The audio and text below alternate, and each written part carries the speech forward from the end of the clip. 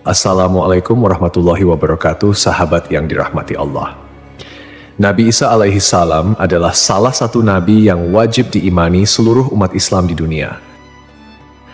Beliau diutus oleh Allah Subhanahu wa Ta'ala kepada Bani Israel karena kesesatan yang dilakukan oleh kaum tersebut sepeninggal Nabi Musa alaihi salam. Tidaklah sempurna iman seorang Muslim bila tidak mengimani keberadaan salah satu dari 25 nabi-nabi yang memiliki kemuliaan di sisi Allah Subhanahu wa Ta'ala. Pada akhir zaman, Nabi Isa alaihi salam akan kembali turun ke bumi untuk membunuh Dajjal, musuh umat Muslim yang paling ditakuti karena kehebatan fitnahnya. Nabi Isa akan datang kembali ke muka bumi demi menegakkan kebenaran serta memberi petunjuk jalan menuju keselamatan. Selain itu, ia juga membawa misi penting untuk membunuh Dajjal. Dajjal akan menyebarkan fitnah, kemudian berusaha menyesatkan umat manusia agar jauh dari jalan Allah. Tipu dayanya amatlah dahsyat sehingga yang baik akan terlihat buruk. Namun, tahukah Anda mengapa justru Nabi Isa alaihi salam yang ditugaskan Allah Subhanahu wa Ta'ala untuk membunuh Dajjal? Mengapa bukan Nabi Muhammad Shallallahu Alaihi Wasallam yang secara syariat sebagai junjungan seluruh umat Muslim di dunia? Sejatinya, hanya Allah SWT yang tahu alasan mengapa mengutus Nabi Isa untuk membunuh Dajjal. Tapi sebelum lanjut, jangan lupa klik tombol subscribe, like, komen, dan lonceng notifikasi sahabat untuk mendukung channel ini agar terus menyiarkan syiar Islam. Serta silakan tulis harapan sahabat di kolom komentar. Semoga semakin banyak yang mengaminkan, maka makin cepat terkabul. Membuktikan Nabi Isa masih hidup. Alasan pertama yaitu membuktikan bahwa Nabi Isa masih hidup. Bangsa Yahudi dan Nasrani percaya bahwa Nabi Isa dibunuh dan disalib oleh orang-orang Romawi. Namun, sebenarnya Allah Subhanahu wa Ta'ala menyelamatkannya dengan menggantikan peran Nabi Isa alaihissalam kepada orang yang wajahnya diserupakan dengan beliau. Sedangkan Nabi Isa alaihissalam sendiri diangkat ke langit atas izin Allah Subhanahu wa Ta'ala. Karena ucapan mereka orang Yahudi, sesungguhnya kami telah membunuh Al-Masih Isa putra Maryam, Rasul Allah. Padahal mereka tidak membunuhnya dan tidak pula menyalibnya, tetapi yang mereka bunuh ialah orang yang diserupakan dengan Isa.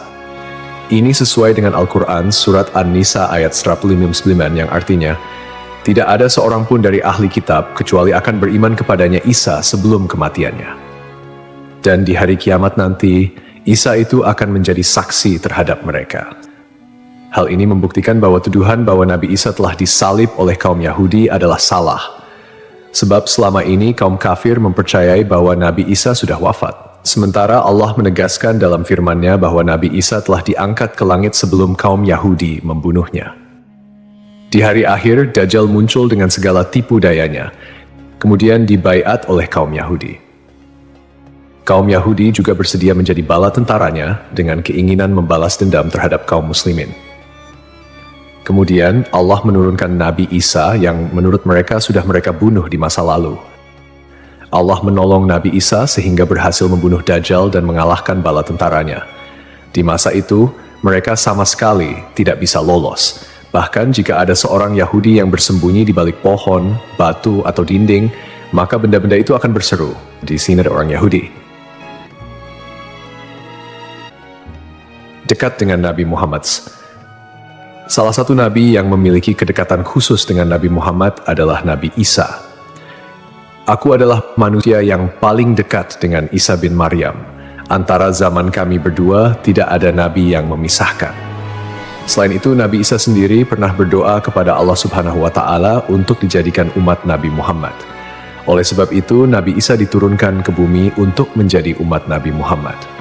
Pasalnya, berita tentang keistimewaan Rasulullah Shallallahu Alaihi Wasallam memang sudah diketahui pada zaman Nabi Isa.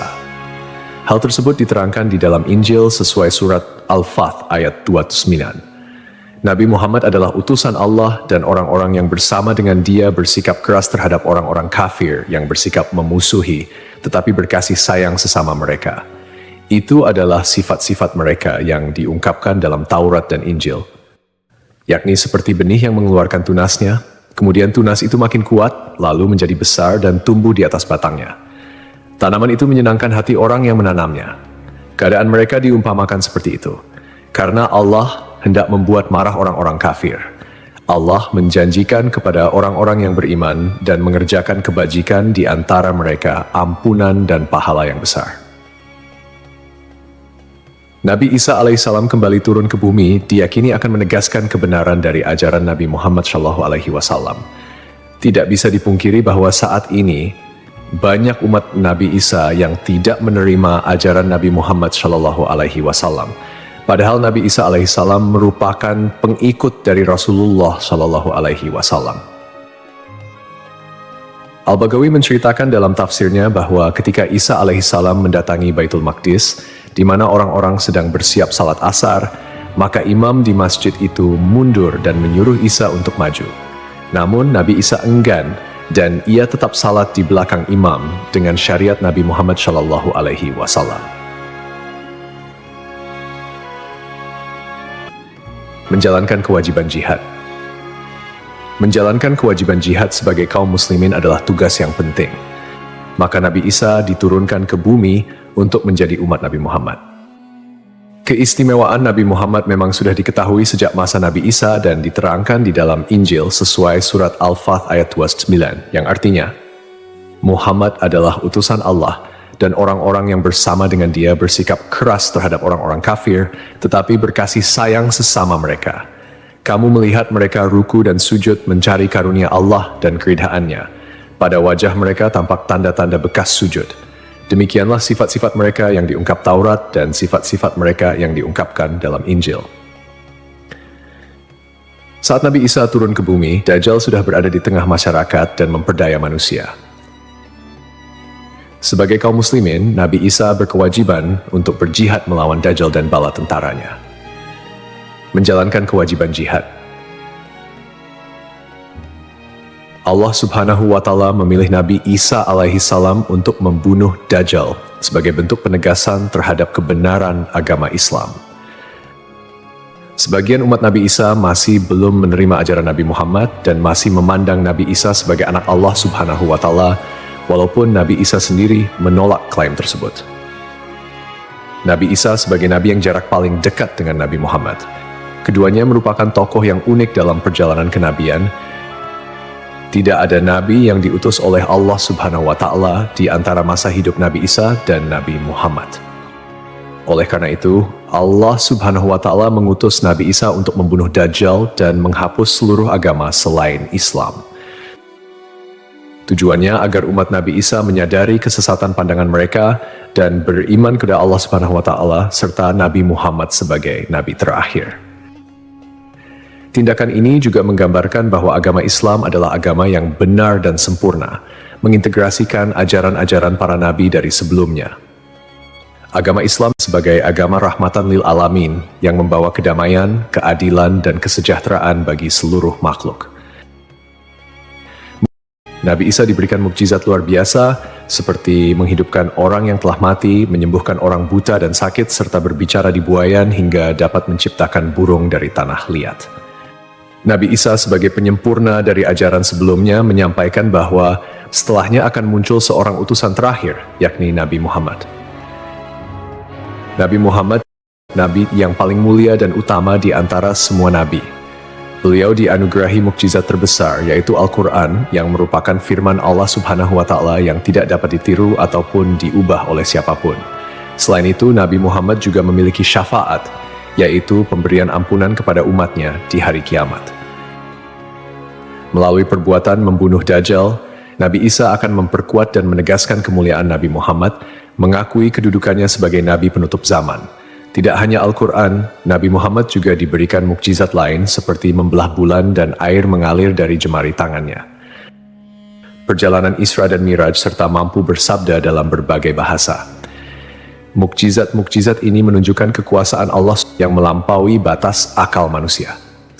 Sementara keistimewaan Nabi Muhammad sebagai utusan Allah yang paling sempurna semakin terungkap, akhlak mulia, kejujuran tak tercela, keberanian luar biasa, dan kepedulian yang mendalam terhadap umatnya juga menjadi bagian dari kepribadian Nabi Muhammad.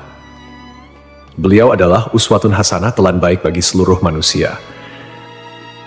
Hubungan dekat Nabi Isa dan Nabi Muhammad terlihat jelas, di mana Nabi Isa adalah nabi yang paling mendekati masa kenabian Nabi Muhammad tanpa ada nabi lain yang diutus oleh Allah antara keduanya. Nabi Isa bahkan menyampaikan kabar tentang kedatangan Nabi Muhammad sebagai nabi terakhir. Beliau mengakui bahwa Nabi Muhammad adalah nabi penutup para nabi dan menyatakan persaudaraan di antara mereka, cinta dan saling menghormati. Nabi Isa dan Nabi Muhammad menjadi bukti kebersamaan spiritual dengan mengakhiri keberadaan Dajjal. Nabi Isa secara simbolis menegaskan kemuliaan Nabi Muhammad dan menghormati sebagai nabi akhir zaman. Untuk dikembalikan ke tanah. Alasan selanjutnya, Nabi Isa alaihissalam akan dikembalikan ke bumi sesuai kodrat manusia yang tercipta dari tanah. Hal tersebut sebagaimana yang dijelaskan pada surah H ayat 5 yang artinya, dari bumi kami menciptakan kamu, dan kepadanya kami akan mengembalikan kamu, dan daripadanya pula kami akan mengeluarkan kamu pada kali yang lain. Nabi Isa alaihissalam diturunkan ke bumi juga menandakan bahwa ajalnya akan tiba.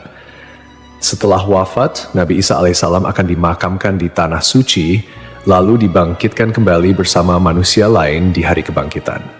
Mengenai lokasi makam Nabi Isa alaihissalam, terdapat perbedaan pendapat di kalangan ulama. Sebagian ulama mengatakan lokasinya terletak di Bait al-Maqdis, dan sebagian lainnya mengatakan akan dimakamkan bersama Nabi Muhammad SAW. Sebagai muslim yang beriman, tidaklah pantas bagi kita untuk membanding-bandingkan siapa nabi yang lebih hebat, karena semua nabi yang diutus oleh Allah Subhanahu wa Ta'ala mempunyai tujuan yang sama, yaitu mengajak tauhid, mengagungkan kebesarannya. Nabi Isa alaihissalam selain ditugaskan Allah Subhanahu wa Ta'ala untuk membunuh Dajjal pada akhir zaman, ternyata beliau juga akan memiliki tugas dan maksud tertentu yang pada intinya adalah menegaskan ajaran yang dibawa oleh Nabi Muhammad SAW kepada seluruh manusia yang ada di dunia. Semoga kita semua bisa memetik pelajaran. Wallahu a'lam.